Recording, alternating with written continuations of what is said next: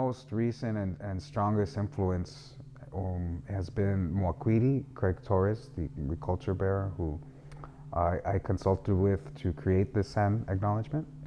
And he's been a very strong influence in my life, probably for the last 10 years. But I knew him before that. My family knew him for a long time. And it was only around that time that I had left other types of work and decided that it was time to pursue a new realm of learning for me, right? I mean, knowledge is out there. It's just about grasping it, right? You have to be in the right place at the right time with the right people in the right mindset to get all this stuff. So I asked him years back, and it kind of coincided with his willingness to pass on some of the educational practices that he was doing to me. And so in that handoff, I was also asking questions. I still am asking questions and talking and consulting and sometimes arguing too, because we have very passionate and strong points. And when I say arguing, I mean that it's okay to be in conversation with somebody who maybe doesn't understand your perspective or doesn't agree with it. It's okay. That's part of our intellectual feats, right? Our conversations. And so he's been a very good influence on me as far as understanding and really asking myself, poising myself to look at myself deeper in question of how we look at nature.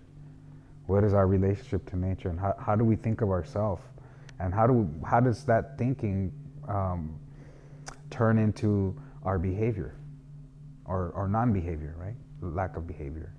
For example, the etiquette to exist here in the world, it's vast if you learn it, but it doesn't do no good if you don't practice it, if you don't do it, right? If you disregard it. And that's only saying that's assuming you have it. Most people don't, right?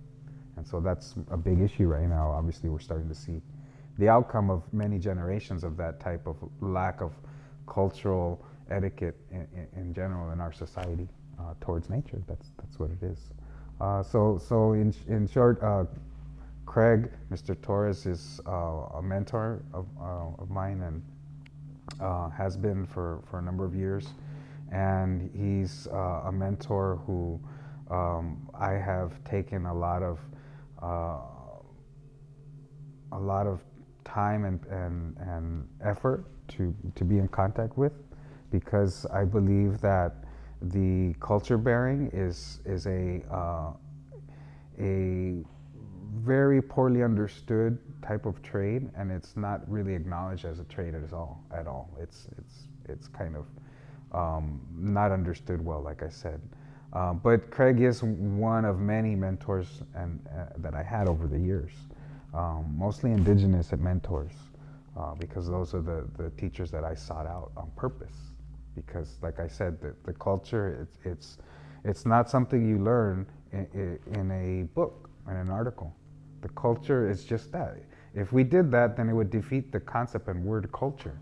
Culture is something that humans, we do, and it rubs off, right? We learn it from each other. So that's the essence of it. That's where my apprenticeship comes from, those interactions with these folks, those precious moments that I spent absorbing and trying to learn whatever I could.